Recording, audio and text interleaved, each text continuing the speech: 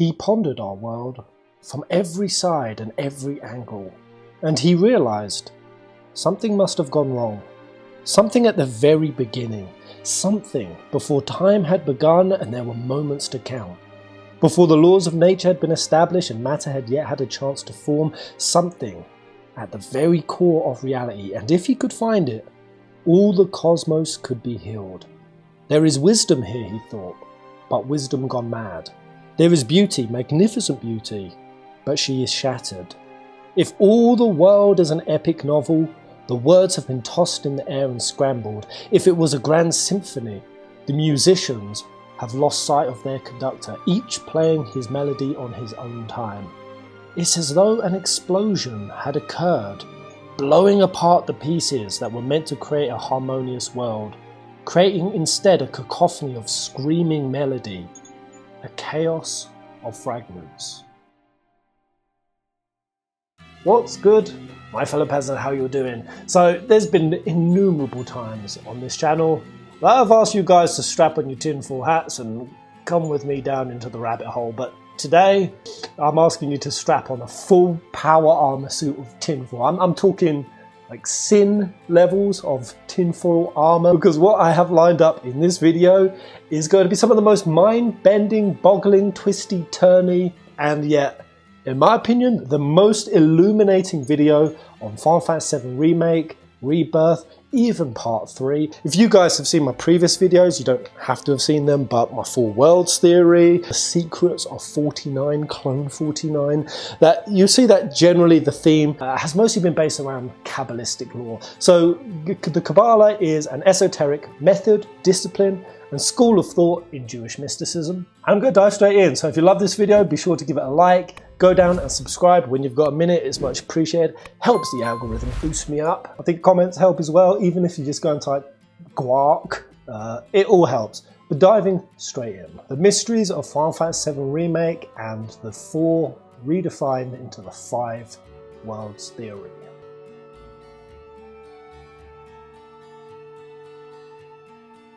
So I guess the best way to open this video is a very, very quick rapid fire recap of what I've covered previously in the series, which is my view of what is happening on these different levels or timelines in 7 Remake, and that they're not timelines at all, or they're not predominantly dictated by time.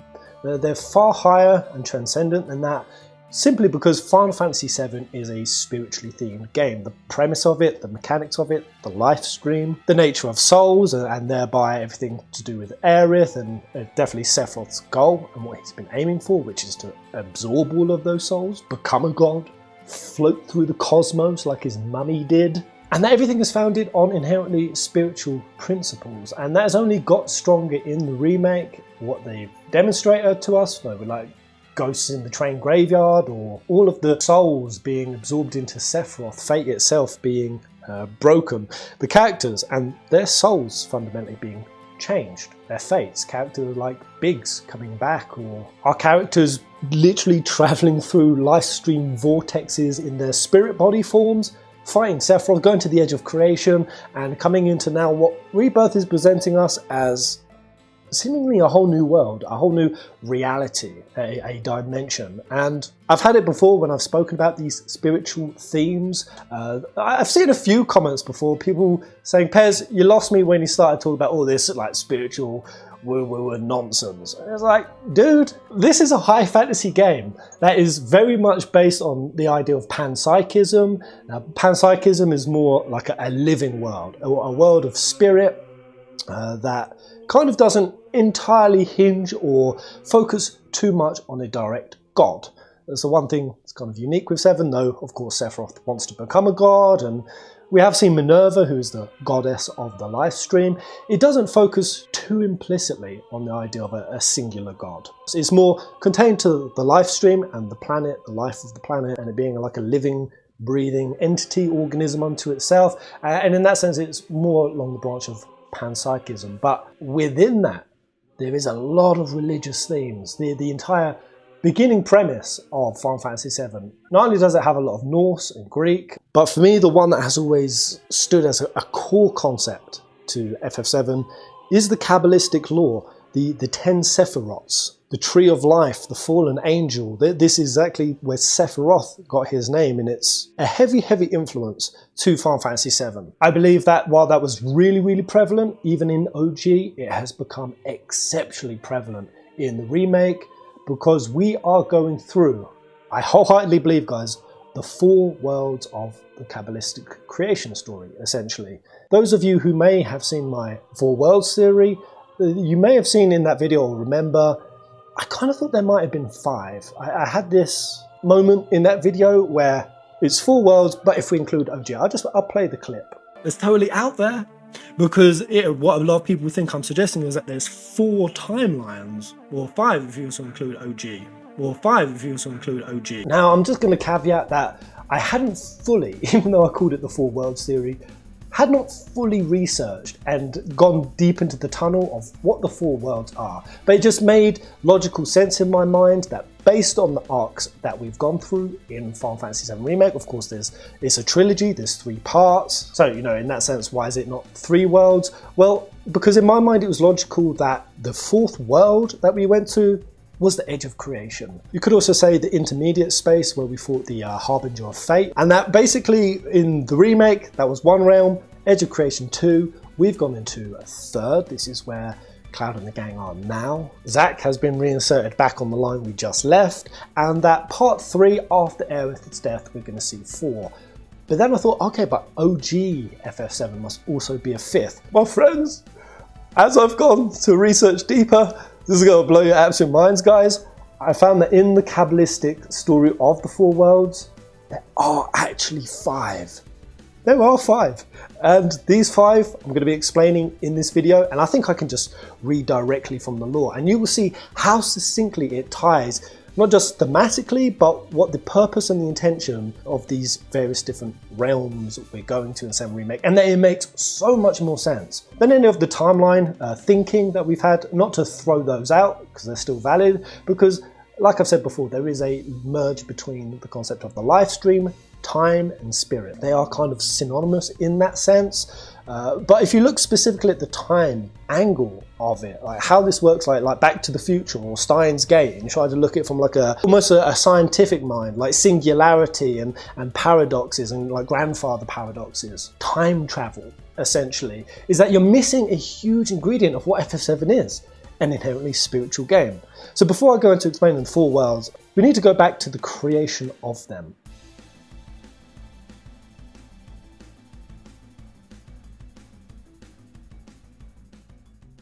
So in the beginning there was the Ein Sof, the divine and infinite source of everything, created, emanated out all of its divine creative power from the world of the formless into the form. It created form as part to know itself and develop a level of self-awareness.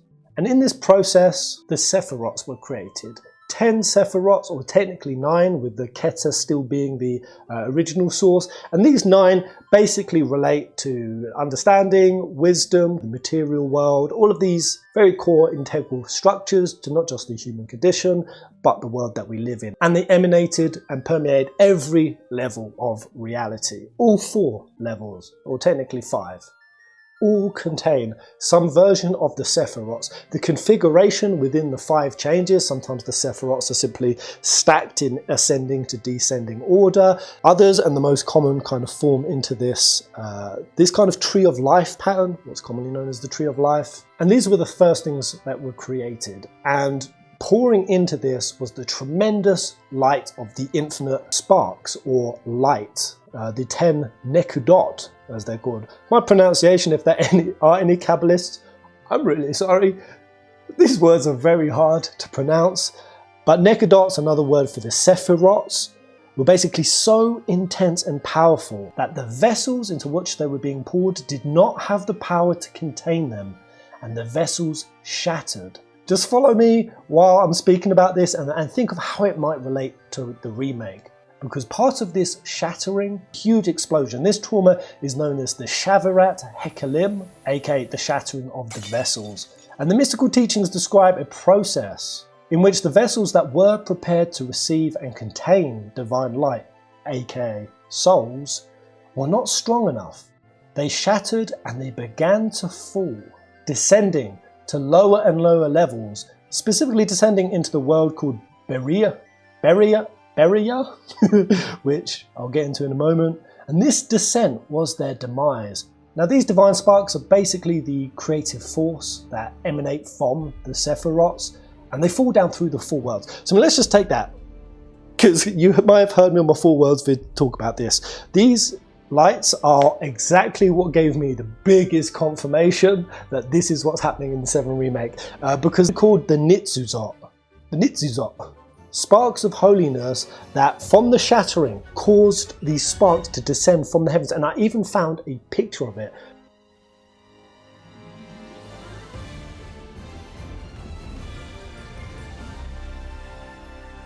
Does that look or sound familiar in any kind of way? Sparks of light falling from the sky. I mean, let's just go back to it. Put it next to this picture. How much that relates to Final Fantasy VII Remake. When we saw Sephiroth at the end of the remake absorb all the whispers, and we saw Cloud fight him, he intentionally took that swing, the big explosion, the rupturing, the thing that Aerith, even before that moment, described that what Sephiroth was doing was violating something fundamental on the planet. This should not be happening. What Sephiroth is doing is essentially breaking the laws of nature, and Aerith was very aware of it, and it's why she took the action to open Destiny's portal to send the characters through. And by sending them, not only would they be changing the world as it is, they'd also be changing themselves. And what's crazy about it, guys, is not only are these sparks, like it says, the creative force, a creative force, which you got to look at that from Zack's angle when they're falling down over Midgar. We literally see Midgar reconfigure. I'm going to talk about this in a later video, but Midgar actually got flipped. Not only did the Mako reactor and the stickers get changed and certain actual physical structure of Midgar get altered, even the reactors. Someone has found something mind-blowing, I'll explain later, that where Sector 5 was is now where Sector 2 was. And that of course goes hand in hand with the Terrier and the Beagle. Now there's not only been spiritual changes, but there's also been physical changes happen to this world. Physically manifested something new into the world. So at this point I was like, oh my, nitzuzuts. The little sparkies are nitzuzuts from the Kabbalistic story. But then it goes on to say that not only are these sparks creative force, they are actually kind of a fundamental building block of consciousness and life itself. Because when the nitzuzuts fell from one broken spiritual husk, or another word is Klipoth. Klipoth is something you probably heard in Devil May Cry. I think it's been a Persona dungeon at some point. Klipoth is basically like a spiritual shell, a bubble, if you will. And it usually refers to when it's corrupted, when it's become diseased and poisoned, which is exactly, of course, with the Sephiroth Terror Corrupt that he has sowed, the Geostigma that came from the future, and Sephiroth has arguably brought back. He's infected the planet. That's why the Harbinger of Destiny, of Fate, was purple. It corresponded with not just the purple flower, but of course the colour of Genova's blood, to demonstrate to us the infection of the planet has deepened. It is no longer spiritually pure, and therefore it has become a Klipoth, essentially. And that's exactly what the Kabbalistic lore describes, is that these divine lights that fall from one cosmic trauma down into the next, that they are descending down into darkness. Another word for it is they differentiate between Tohu and Tikkun. This is going to be the premise of my second video. Tohu basically is the impure, broken world. The exact translation of it is Olam Ho Tohu. Olam Ho Tohu. I think I nailed that, which translates in Hebrew to world of chaos.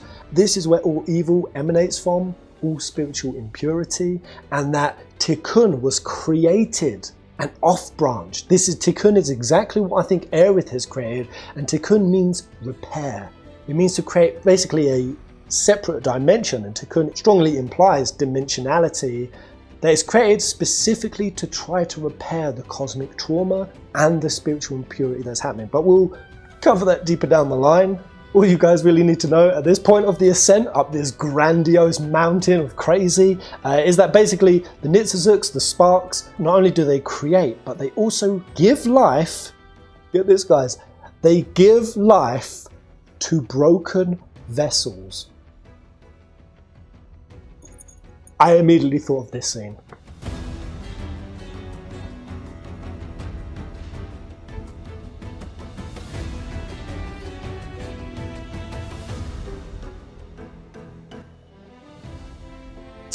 We saw it, guys. Biggs, there, injured, wrapped up in bandages at the orphanage, and we see one of the sparks go inside of him, and he opens his eyes, giving life to broken vessels. Reading a bit more directly from the research I found, as they descend, the Nitzazug, you get what I'm saying, subdivide innumerable times, and as the fragments contain only sparks of holiness, this allows them to bring life and animate self-aware creations rather than being nullified in divine light. This is the Kabbalistic interpretation of when the Christians say, the Spirit of God hovered over the waters. Kind of Kabbalistic, they tinkle down from the sky. And that they are personified by a description similar to the moon, descending down into the realm of Bariah, where it began to belittle itself and dim its own life, both physically and spiritually. The resulting darkness gave birth to the Klipot, the Tahu, the world of chaos, and reflecting this, they are henceforth generally synonymous with darkness itself. Not only did this kind of break the world, it also started to shatter some of the Sefirots, 6 of them specifically, with only 3 somewhat remaining intact. These were basically the ones representing will, wisdom, and understanding, while the others partially shattered in a cataclysmic event with only 1 fully shattering.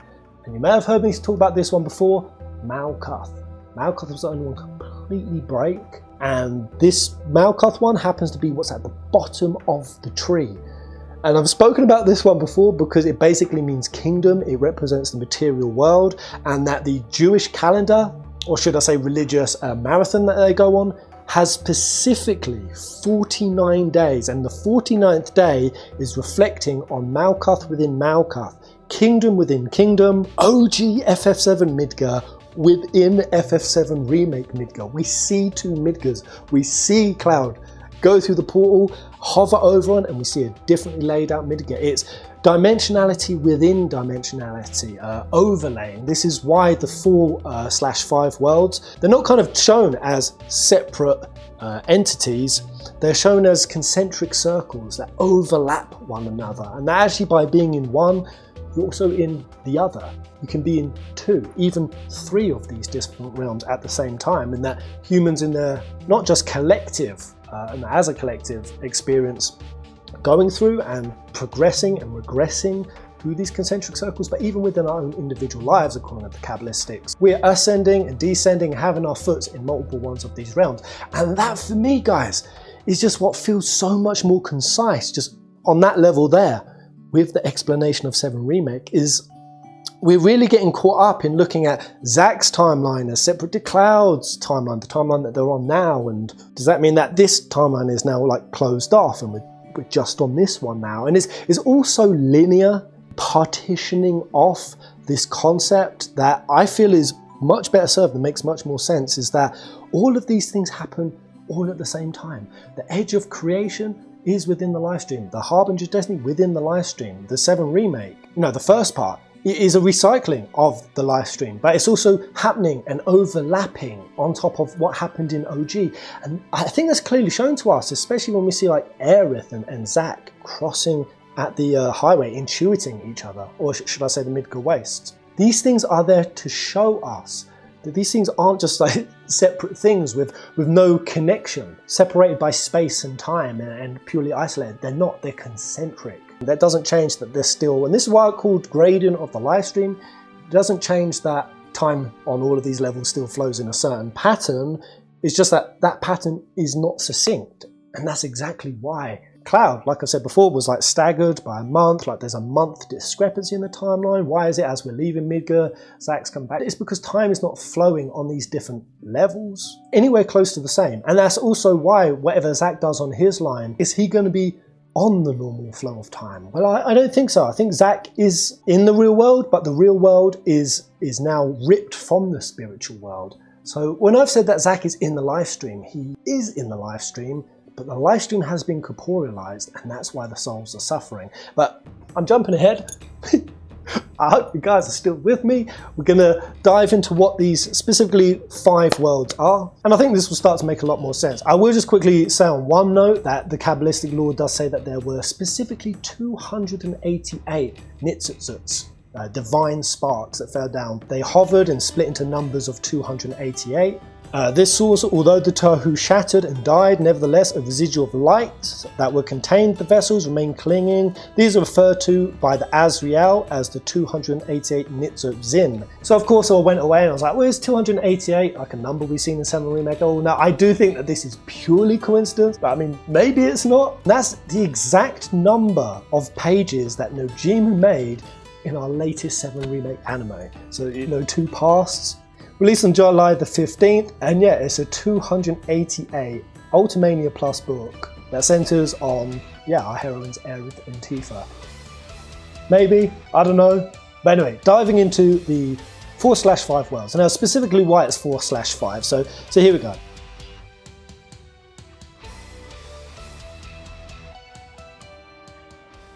The concept of worlds denotes the emanation of creative life force from the Iron Soft, and basically while the Sefirot dominate in each of these realms, there was a primordial 5th realm called Adam Kadmon. So Adam, this is a very Neon Evangelion, human instrumentality-esque, but basically it can often be excluded in its transcendence and not included in 4th because it's the primordial 5th. So basically I think that it kind of explains itself, like Adam and Eve, the first man, the creation story, the origins, and just like I said in that video, well, 4, but technically 5 if you include OG. That is OG FF7. Adam Kadmon, the beginning, the original concept is even one description of it. Another one said that this is where the Sefirot is most concealed. Fits kind of with OG, Sephiroth was his most elusive. We didn't really have a sense of who he was, where he was. Sephiroth was obviously off in the northern crater, we were interacting mostly with Genova. The mystery of following the black robe hooded guy and where he was, it had a much more, elusive mystery to it. Far more than, say, Remake, where Sephiroth is playing his hand and the whole crew are far more aware of him, and we've actually fought him. Adam is the first stage where creation began, when God contracted his infinite light to create the vacuum.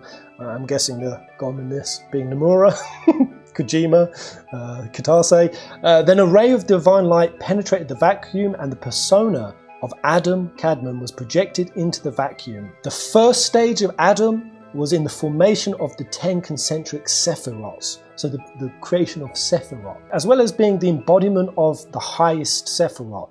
So there's quite a paradox in there. It literally says paradoxically both Adam and the divine are one, so Kadmon primary, because of course we kind of have, like with the Adam story, sort of the fall of Adam being cast out of the Garden of Eden, that we are entirely separate from the source, from the divine, but actually in the Kabbalistic interpretation it doesn't have that separation. Adam actually corresponds to the Keter, which on the Tree of Life is sort of the supreme top. Adam represents that, and I just think that fits really succinctly with that being OG, where everything began. But moving on deeper, so that's OG. Where are we in the remake then? So this is where the 4 worlds really starts to get juicy and very, very complex. But I'll just simplify it because the 4 can be kind of easily described as the initial flash of inspiration, so the concept or the new concept. And there's a very curious point, a new concept of creation, which lines with the idea of a remake, the broadening of the concept, developing concept even beyond concepts. This is Sephiroth's edge of creation, that which lies ahead does not yet exist. The third is the emotional involvement and the drawing of actual plans. Very succinct with Rebirth and the crew deciding we're doing this, we're beating Sephiroth, we're going to reverse what he's done. There was that moment, wasn't there, of distinct, we're doing this. So emotional involvement and drawing of actual plans. I think that's what we're doing in the Rebirth. That's what Aerith has taken us to, figuring out our way to stop Sephiroth and to beat Sephiroth. And then the 4th, which will be part 3, is called Practicalities or World Building. So world building, I mean, that is very, very spicy because of course Sephiroth is looking to take over the world, turn it into a vessel to travel to the cosmos, to infect the cosmic life stream, not just the planetary one, become infinite, rule of the galaxy, all of that stuff. And then of course the extension of that is we're going to stop him and we're going to create a new world. I do think FF7 is going to change its ending. Now, we're not just going to have Nanaki over like vacant Midgar, that we're going to see a new world that we've never seen in FF7 created. So practicalities and world building really fits with that. So the first one, the initial flash of a new concept. This in Kabbalistic law is called the Atziluth.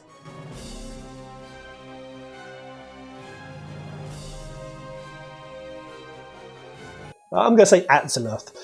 Now this is associated with the element of fire, and it essentially means in Hebrew to emanate. This is the world that is described as being nearest to God, closest layer to the original, which of course the remake is, and of course followed the timeline of the remake. Probably the most faithful than it's going to be for the rest of the story, largely because of course the Whispers, the planet, it was trying to keep us on track with the events of the original. So it's nearest to the original creation from its source, and it's in this one that the Sefirot is revealed to a much larger extent. Despite that revelation of the Sefirot, there exists still no self-awareness at this level. This is because emanation implies an emergence from nothing. It is the process by which nothing becomes something, but it is before creation. So I'm going to be talking about this. This is the next world. The next world is the creation level, and it's before creation. It is pure energy with no form at all. And the paradox of this level is that the act of creation involves a change in the unchangeable beginning. Change. The unchangeable being of God even. I just think that's mind-blowingly succinct with even just the philosophy and ethos of Square Enix and the team and how they're approaching the remake, is that in the act of creating a remake, creating something new, something innovative, creating a game that we're going to be like titillated and mind-blown and on the edge of our seat for, is that creating that requires a change. And in this realm of Atzilla, Shekinah alone rules. Now you may have heard me mention this word in previous video, Shekinah. I think that's how it's said. Basically, Shekinah is seen as the first and only angel to reside in the world of men, dwelling with the people of Israel and sharing in their struggles. Have Sephiroth, the one-winged angel who exploits people suffering. Now, I'm not the only one who has previously thought this, really confirming to see that other people had made this tie, that this Shekinah being has a lot of parallels to Sephiroth, not simply because it emerges from the Sefirot concept, but because of Shekinah's description. Although in the Kabbalistic interpretation, it kind of represents the divine feminine, and it is largely female in form, which I'll just say, Sephiroth does have an effeminate kind of aesthetic to him. I mean, look at that beautiful silver, glorious conditioned hair. Sephiroth, you're beautiful, darling. But basically, this angel wanders through the world, a bride who is lost and alienated from Godhead. Alienated from divine source. That doesn't sound like Sephiroth. And to see that even in some depictions, Shekinah is demonstrated as being a six-winged angel, which is exactly what, say for Sephiroth, 6 wings, obviously he's the one-winged for the rest of it.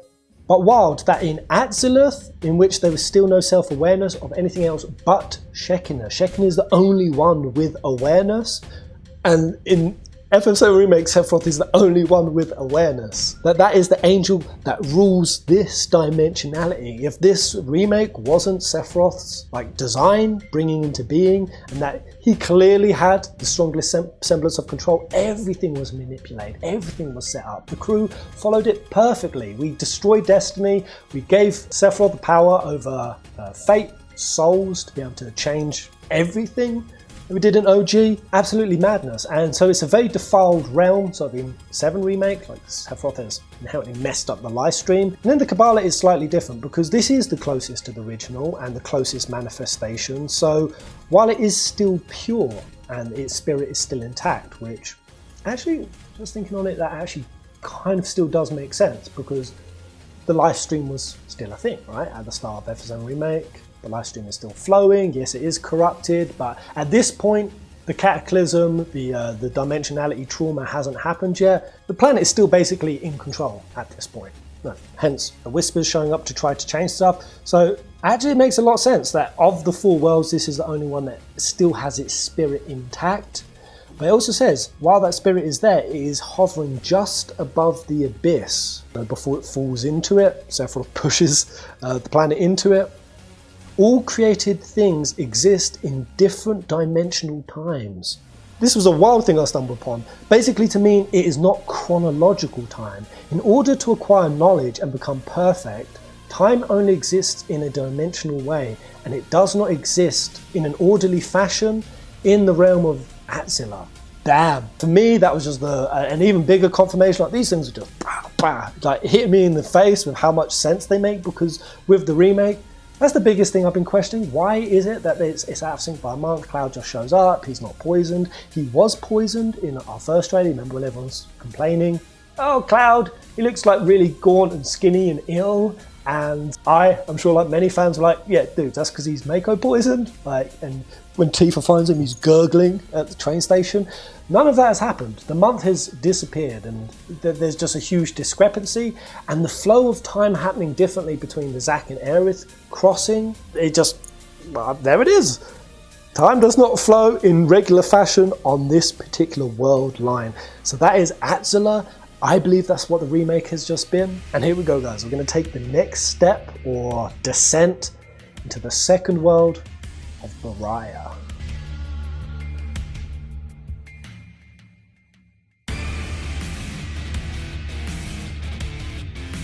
So Bariah, the second, but technically third, realm is associated with the element of air, and it means in Hebrew to create. So it is the world of creation. The second I saw that, I already, without reading more, began to poop, because that was what, in my brain canon of this, made sense to list the edge of creation as. Before we went to where we are in the Rebirth, first, we of course went into the interdimensional space, where I'd even say that is akin to the live stream and creation itself, because what did we see in that? We saw the big tornadoes taking things up into the sky, flashing in sparks of light to show that it was being reconfigured. Just like when memory was coming into all of the crew's heads, as we were fighting Sephiroth and the Whispers, Cloud saw his final fight at the Northern Crater, Nanaki saw him and his pup running through the canyon. This was memory itself being changed, and therefore the very fundamental building blocks of the world being changed, because as we know from Bugenhagen, that's how this world operates. Memory creates the live stream, and live stream manifests the world, and that includes the physical world. And the fact that Cloud went to the edge of creation before we went to the Rebirth, this is why I'm convinced Cloud went to Bariah. Bariah, the world of creation, which expresses itself through religion and philosophy in numbers. So this is a world where, according to Pythagoras and the ancient philosophers, stars and planets create the so-called musical spheres. The realm of spiritual existence, which represents the first beginnings of consciousness and the emergence of self-awareness. This is where everything expresses itself, and this is where creation begins. And to relate that to stars and planets, when Sephiroth was staring up into a whole vast network of stars and planetary systems, saying to Cloud, one day we'll be a part of that, but not me. I won't end, and I won't have you end either. Goobla goo! Oh, goobla goo. And not only that, but it's where the first parts of self-awareness begin to happen.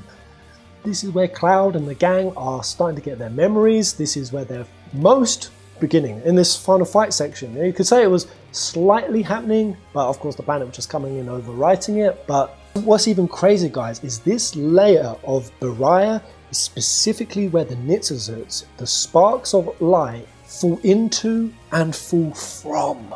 Once again, when the vessels did not have the power to contain all the divine light and the vessels died, meaning to say they descended below to the level that is now called the world of Bariah, their descent was their demise. The vessels of the seven lower, Sefirots, and the seven that partially shattered or completely, descended to the world of Bariah, but their lights remained above. So it is at this level in the Kabbalistic lore that when Bariah, the creation point, happened, it's after that, that's when the lights fell in. Okay, I'm jarringly jumping in on my video. Yeah. I'm a hobo in the midst of editing, and I've just realised something. Greasy. Grease mode engaged. As I'm editing this video, guys, and I showed you guys earlier, there were 6 shatterings, partial shatterings in this layer of Bariah, and then a 7th that was the complete shattering of the physical world. Well, let's just go through and count the number of times the Harbinger.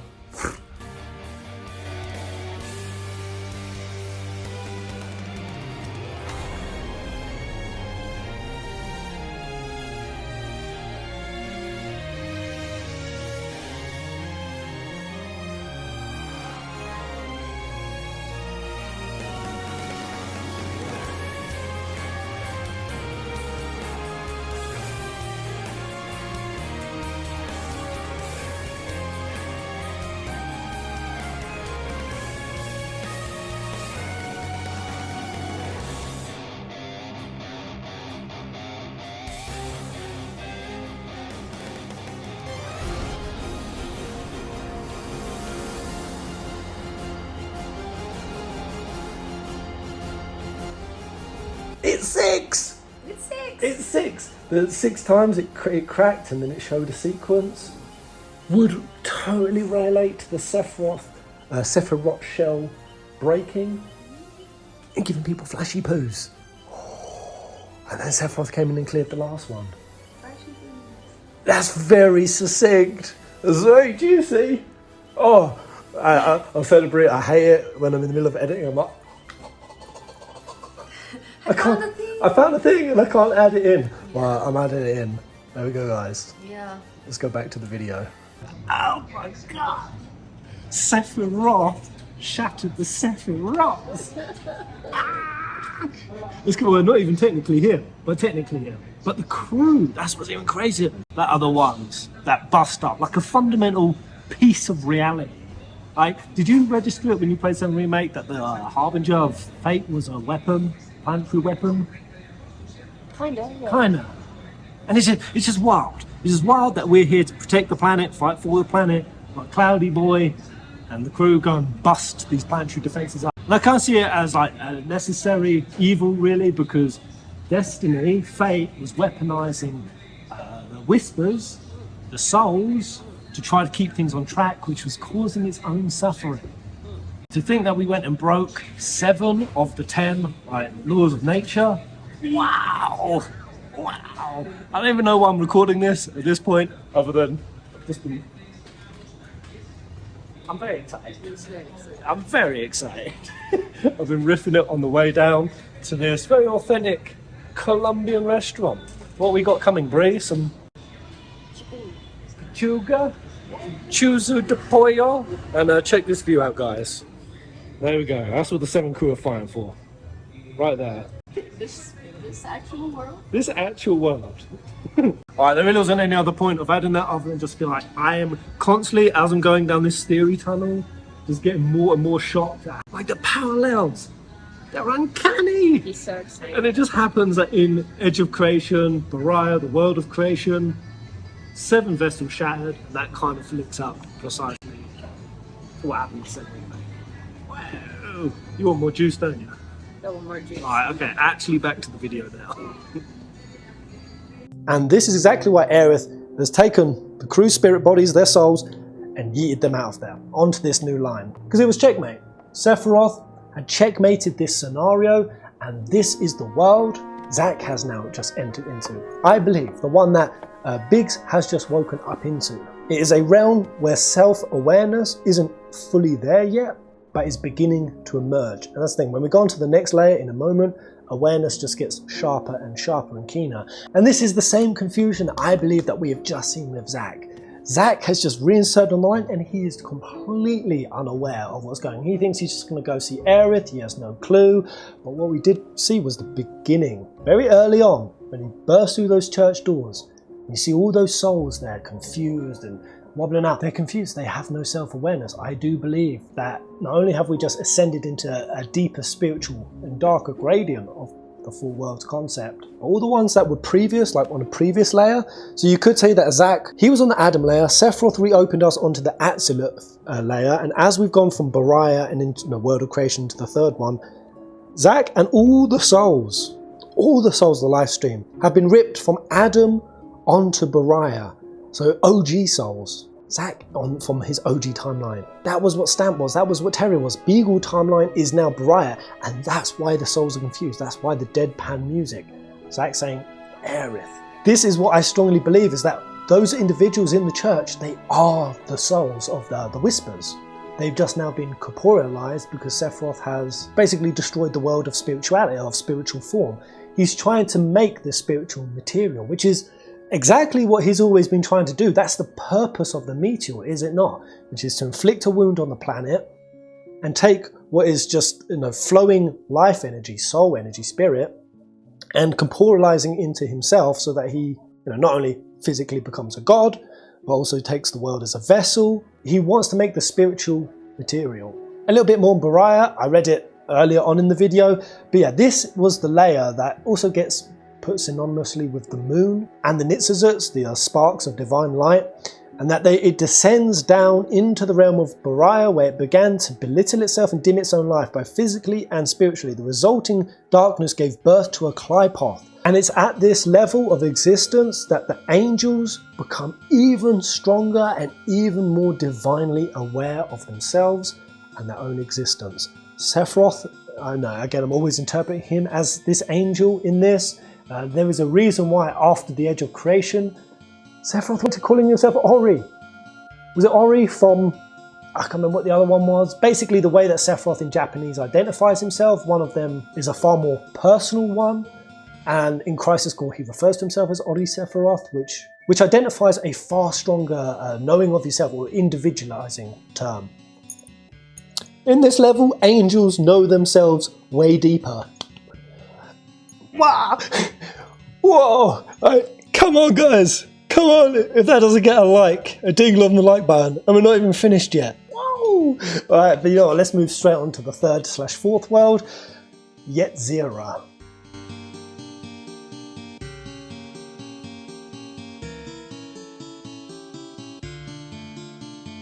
Oh boy, this is a juicy one. So the corresponding element for this world is water, and it basically translates to formative world. So Yetzirah in Hebrew means to form, and it's in this level that whatever was created in the Beriah, the Edge of Creation, which like I say does not yet exist, careful now, actually begins to come into being.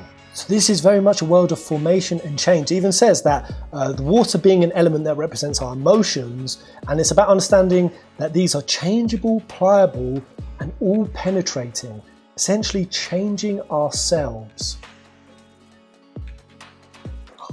Oh, it gets even crazier.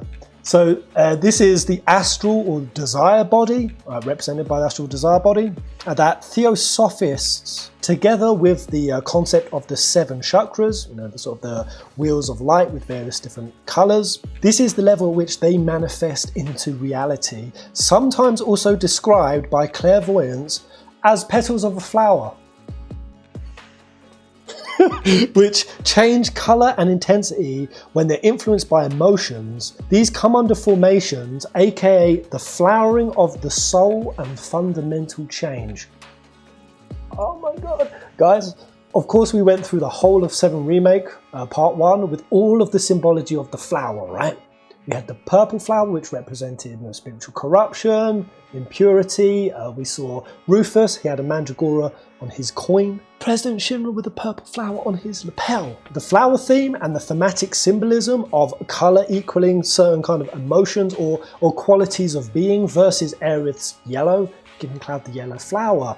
Speaking to yellow flowers, even when the souls, the corrupted whispers, which you could say is the antithesis of a flowered soul, or a soul that's blossomed. Quite the opposite, it's one that's withered. That's why when they surrounded Aerith, the petals fell apart. The petals fell apart. Because before this point, the flowering of the soul had not occurred. That only happened in Yetzirah level, which, being that Yetzirah emanates out of Beriah, so basically whatever changes happen in Beriah is what Yetzirah brings into being. But what did we see at Beriah, the Edge of Creation? Up in the cosmos, we saw a flower. We saw a flower in the universe. Oh my goodness. So Basically, guys, I mean, how that like makes sense, if it's not already, the significance of that is not only did Aerith say, you know, if we go, not only would be changing, larger things would be changing ourselves, not only their fates, but their very souls, the very essence of their beings can be changed. A new formation, a new flowering of the soul, essentially. And this is mad significant because those whispers that were withered while they were wailing and they were screaming, and now them being on Zack's timeline, that is almost just as significant because that is Sephiroth taking soul and putting it back in the people, essentially, in a physically manifested form, but one by which he can torment and control and manipulate.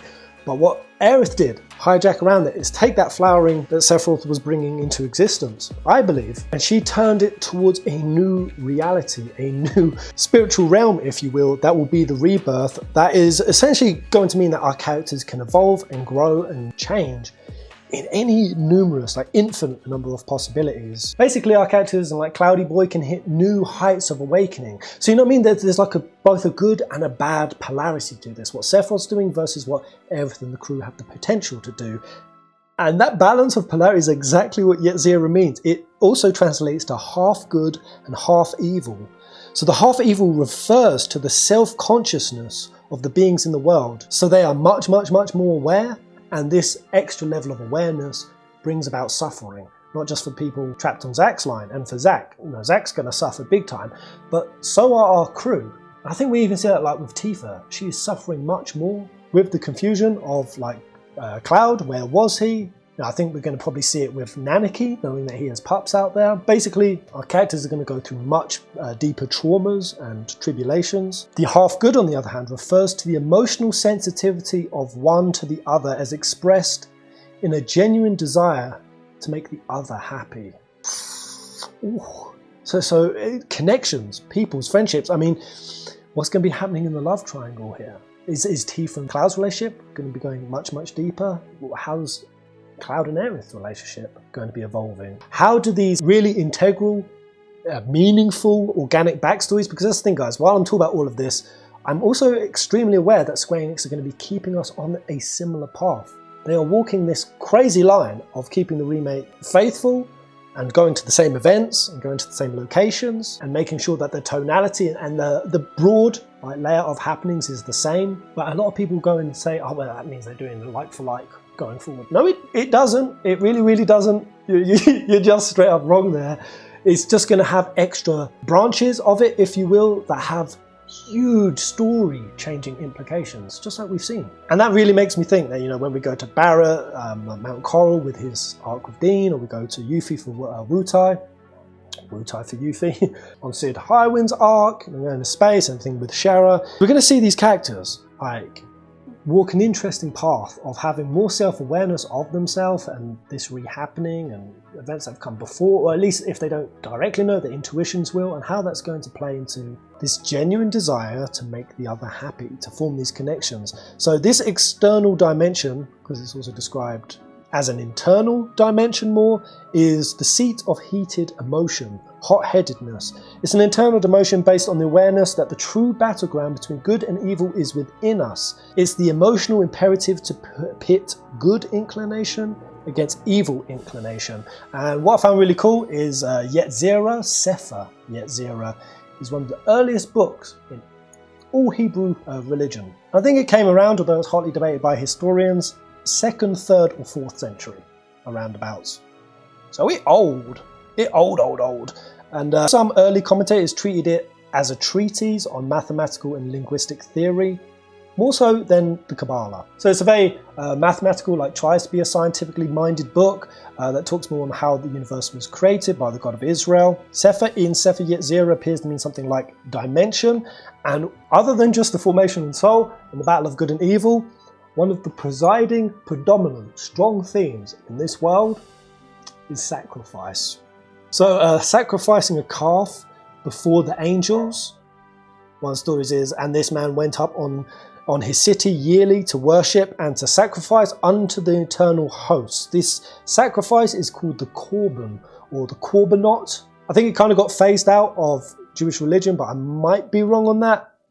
I did read something about it getting phased out, but the term korban refers to sacrificial offerings given from humans to God for the purpose of either doing homage, winning favour, or securing pardon. The thing sacrificed was usually an animal, and it was ritually slaughtered at the altar of the temple, and in doing so transferred the being from the human to the divine realm.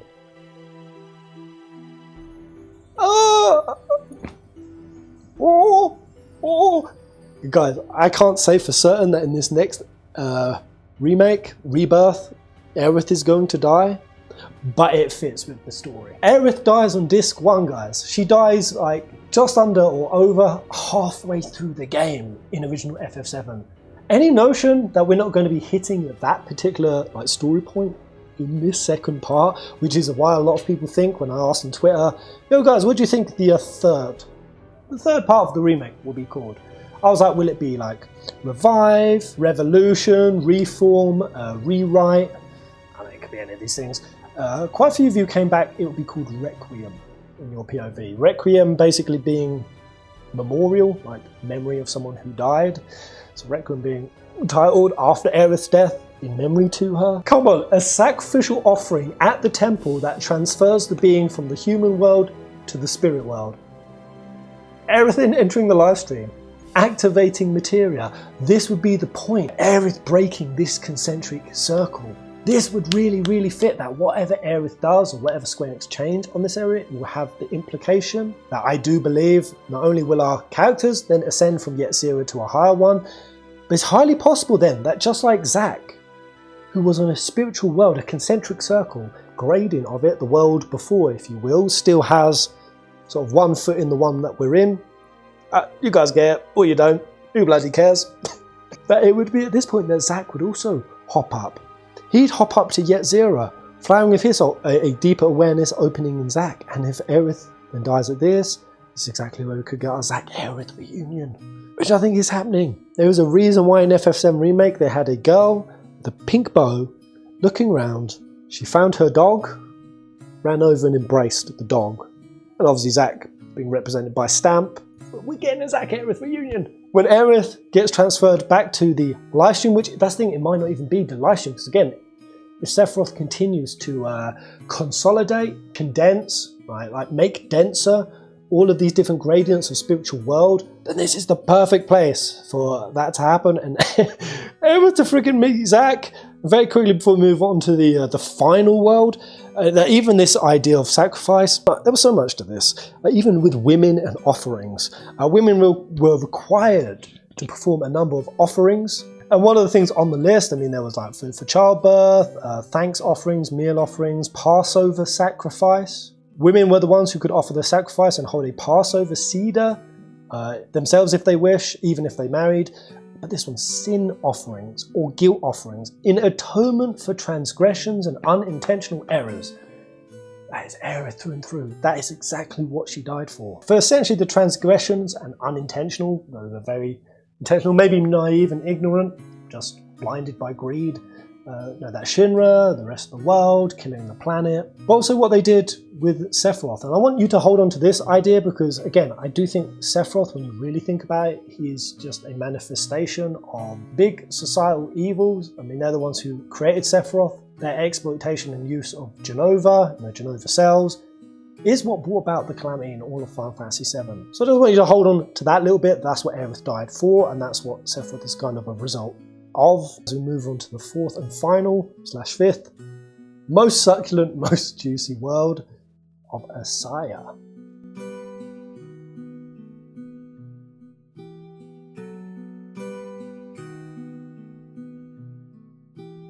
So Asaya is the fifth, technically, world that is the furthest away from divinity.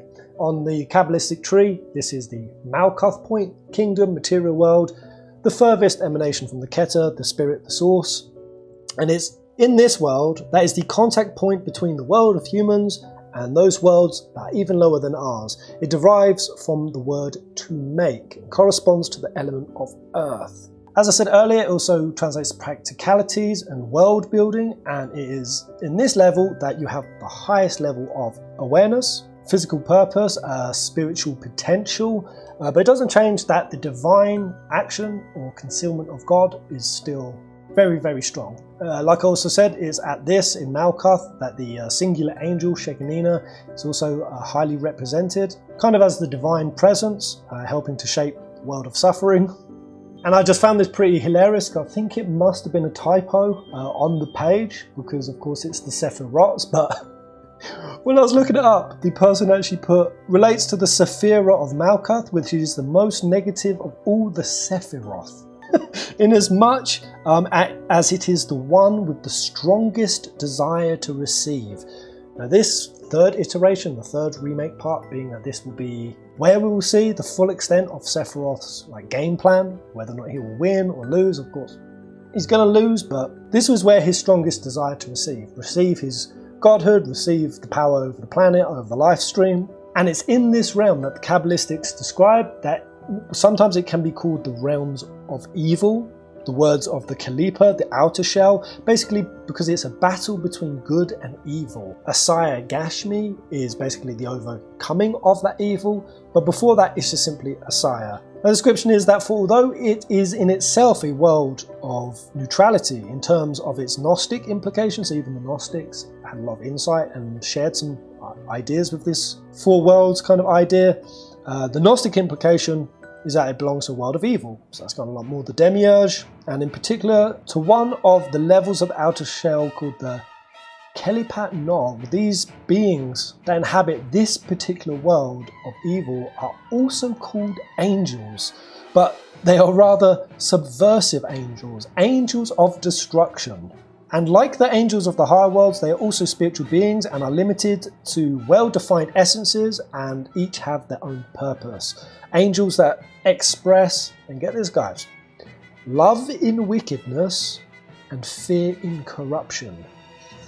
Oh, if that does not describe Sephiroth down to a T, I don't know what does. Love in wickedness. Like, think about this third part. If it is where it's going to be akin to the OG, this is the part where Sephiroth really starts turning the gears of doubt onto Cloud, especially in regard to Tifa. Tifa is his biggest play at this point. And being that this spiritual world is related to the Malkuth, and again, Malkuth within Malkuth is on the 49th day of the Jewish calendar. Clone 49, again, the clones only went up to the numerology of about 16 in FF7 OG. So why do we have this random 49 clone? And a clone that is called Marco and is placed in the care of Tifa, in the place of where Cloud was supposed to be, if the time wasn't messed up. He has been gathering data on her purely, I believe, so that he can do exactly what he did in the OG. He knows Tifa is what keeps Cloud's mind together. And he knows their connection. He knows how strong it is. He learned about it in Advent Children, freaking Kingdom Hearts, Dissidia. The angels in this realm use love in wickedness. And even the other part, fear in corruption. The whole narrative that Sephiroth really weaponizes against Cloud is that you're a puppet. You're a puppet, your memories are false, how do you really know that? Really tries to mess Cloud's head up with fear of corruption, that Cloud doesn't know himself, and whatever he does think could be corrupted memory. That was super strong in OG. I can only see that getting stronger going forward, and that's what this realm is about. But I particularly like the way that it describes these pernicious angels. It says that while they are self-sufficient beings with clearly defined characters and personas, whose existence, in a certain sense, while eternal, at least that is until the time where evil vanishes from the face of the earth, when our crew wins, but it describes that they are created by the actions of men, by the objectification of malevolence, i.e. evil thought, hate-inspired wishes, wicked deeds, basically that they're brought about from a plane of evil corresponding to the state of mind of basically humans, which is Sephiroth. It is how he was made, and it says that while these angels may serve as an instrument for punishing the sinner directly, the sinner is punished by being brought into contact with the domain of evil that he creates. It's just such an all-encompassing statement, in my opinion. Like when I look at Final Fantasy VII, like saving the planet, Shinra, President Rufus, the Turks having to side up with Cloud and the gang, and the world as a whole having to be faced with like existential annihilation, essentially, with the meteor coming down. Like that being the thing that forces the world to look at the evil doings that has been inflicting onto the planet, and like them taking that a next step further to being the thing that creates a sort of new world at the end of this. Again, I've said it, but I think actual Neo Midgar would be a super cool ending. World building, a new world. This is the place to do it, and yeah, I think Asaya is what will be, and I'll be explaining more and going much deeper and showing you some other crazy mind-blowing juice, because this video is already long enough, but I'll just finish on saying that in this realm, the Kabbalists say that one might expect that the forces of creation at this point are very, very weak. Because it's down here in the Malkuth, the kingdom. It's the furthest away from sort of spirituality and divinity, or divine source. And so it's easy to think of it being the furthest away and therefore the weakest. But it says the exact opposite is true. While this can be called the world of evil and corruption, and fates condemned by angels of destruction, it is in fact the opposite. They are at their strongest. As they are being, and when it says there, I'm really reading the mind like Cloud and the gang. After Aerith's death, after Sephiroth has played his mind games and he's been like breaking them down and torturing them mentally, their wills just become stronger. This is something that Sephiroth, it backfired on him. He did not comprehend. And it's just cool that there was a Kabbalistic interpretation of this, is that because the Malkuth is essentially like a vortex or gravity. It's like there's a very tremendously heavy spiritual gravity that pulls all beings towards it, and into this vortex of desire go into their final destination. This fourth phase is sometimes called the line or the linear phase, because desire has at this physical point become very, very strong, so that when reaching it, things no longer follow the straight, curved or circular paths, but they rather fall straight down. That thing being kind of like spiritual power and determination and sort of aligning, it's a catalyst phase.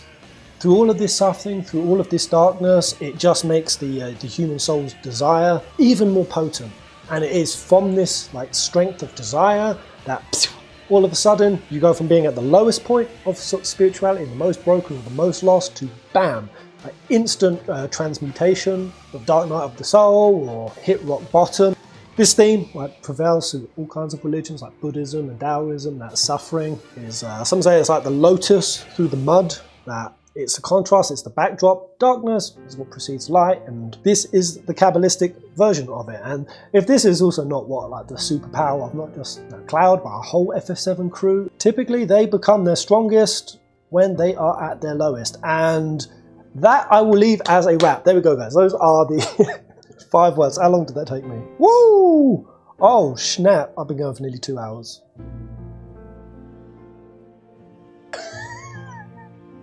Shit, I'm going to have to cut this down. Oh my goodness. I really thought I'd get this out in 20 minutes. Wowee, there is so much more I can share. Like there's even like diagrams and charts. Ancient ones. This one is from 1608, so it's not that ancient. But again, some of these concepts go back to the 2nd, 3rd / 4th century, and I believe, guys, that when you look at that, from describing those 4 or 5 worlds, that is the structure of FF7 Remake, and that right there, for me, is the most compelling explanation, theory, plot device that Square Enix are using, because it just fits everything, guys. Not only like the awareness aspect, it really beautifully describes the purpose of each of these, not just for our characters, but why Sephiroth would be wanting to hijack these, because again, him being at Malkuth, which is seen as the furthest away from divinity, that desire that I was talking about that then connects back to the world of spirit is only done when the other emanations of the Sephiroth are achieved. Wisdom, kindness, compassion, things that Sephiroth cannot possibly achieve, and therefore is constantly looking for a way to hijack it. And who do we know is accomplished in all of this? We knew it was Cloud. Cloud back on the Adam line. OG FF7. He attained kind of an awakening, an enlightenment. And I think that Sephiroth, in seeing that and knowing that and realizing that he, especially by Advent Children, had no possible way of beating Cloud. He had just become too powerful. His will, his strength, his inner fire had transcended anything that Sephiroth could corrupt or break. And so Sephiroth not only went away, and I think in his time in the live stream, like mainly travels the planet, he was exploring. Not only was he corrupting and bringing souls onto his side, and therefore I think gaining tremendous amounts of universal and spiritual knowledge, Sephiroth knew about destiny. Yes, maybe not fully, because we saw in the remake now he was testing it. He was interfering with little things, stabbing Barrett, starting very, very small and building up to see how the planet would respond. But notice when we went to the Age of Creation, that was nothing new to Sephiroth. It was all very intentional. Sephiroth had learned all of these things, and he took himself back, I believe, point just after Adam, to reopen everything and give Cloud, while he's back at that point in time, lost, confused, the possibility to be manipulated and corrupted, but only on the illusory level. Because again, the concealment of God, the veil that happens on these layers, I mean, like Sephiroth is also creating that veil, creating those illusions. But that is only happening on the physical world, the conscious sort of manifestation of it. In terms of the quality of Cloud's spirit and soul is still in there, just like the memory. How, when we saw like Aerith walking ahead, and he had that flash, and you see the tear come out of Cloud's eye. Even that emotion of the life before, like all the way up to Advent Children. So all of those like lessons and those spiritual qualities are still in Cloud. They're just repressed. They're locked away. And I believe that that's why he won't have Cloud end. It's also why he needs his strength, because Cloud has ascended the Tree of Life. Sephiroth can't, and so it's through the vehicle that is Cloud. Basically the keys to the universe, the keys to the live stream. That's how he plans to achieve his goals in this trilogy. And it was Sephiroth who committed. What we saw in Remake was him committing the sheverat hakelim, the trauma, the shattering of a spiritual vessel. That's what the sparkly doodads descending into Beriah, and this is where our Remake has come from. This is what Square Enix, I do think, not everything in this, I do think there's probably just some coincidences, and I'm drawing parallels that just happen to fit neatly, or I'm shoehorning in. Absolutely, I think there's definitely parts of that. Like the 288 sparks, surely that's not why Nojima wrote a 288 page book, but there's something in here, man. There's something. This is, I think, what the framework that Square Enix is following, and it's cool. It's much juicier, well-rounded, thematically fitting. With Final Fantasy VII Remake, it still gives them tremendous amount of creative freedom to take this remake in all kinds of cool twists and turns, while only adding value to the world. Like that's the thing. I feel like a lot of people have worried about the remake, or worried about specifically timelines, and like Stamp and Beagle timeline, which I'll just quickly end there. Actually, totally forgot to mention Stamp. A lot of people don't like these timeline multiverse ideas because they think it just like is an addition that subtracts from the core themes of Final Fantasy VII, and to a degree I think it does. But this does not. This fits perfectly in line with the concept of the live stream, of memory, the panpsychism concepts that permeate Final Fantasy VII. To me, this only adds it. And yeah, on the Stamp point, just to finish off, so me talking about this is 4 worlds, but technically 5, and one of these worlds kind of undergoes a shattering. Well, I mean, technically all of them do, because again, they're all concentric, and therefore they're all connected, but specifically happens in the creation world, which you could say kind of collapses one of the spiritual worlds, or confines one, Beriah, to a Clypoth, more or less cutting it off, segregating it from divinity itself. So you could say in that sense, 5 does go down to 4. I mean, that's one way to look at it. You could even look at 5 going down to 4 as in like OG being rewritten, overturned, no more. So Adam not being a part of the remake, the transcendence, just like the Kabbalistics, they don't include Adam into the 5, that's why they call it 4. Well, is it not a little bit crazy, guys, that the figurehead, the thing that showed us first when we had gone into a world that had fundamentally been changed by Sephiroth, was the stamp bag that was shown alongside Zack. That is the symbol, if you will, of what some people call the timeline skip or jump, but it's not. It's the spiritual degradation or trauma event, reducing it from 5 worlds to 4. And I could not believe how long it took me to see this. Look at the stars on their helmet. We go from 5-star stamp to 4-star stamp. I'm done. I'm out. Holy nips. Maybe that's my explanation for the stars. I know some people have some other ideas, and I'm going to incorporate them in some of my videos going forward. That the other cool thing is that between the Gnostics and the Kabbalists, that 5 shows up again and again. In many of these religions is a number that signifies the doorway to the spiritual world. This video has been very, very long, and I hope you guys have enjoyed it. Be sure to hit that like button if you really enjoyed this video, guys. You are an absolute lore junkie wizard, and I salute you for coming this whole way with me. Be sure to subscribe so you don't miss when my Tohu and Tikkun breakdown, as well as the secrets of Bugenhagen. Yes, we only saw him for a few seconds, but Bugenhagen's, he's already been showing us some crazy secrets that also happen at the time of this theory. Shout out to the Patreon crew for all the support, and yes, about 6, 7, 8 months until Rebirth comes out and totally debunks everything that I'm saying. Till the next video. Go!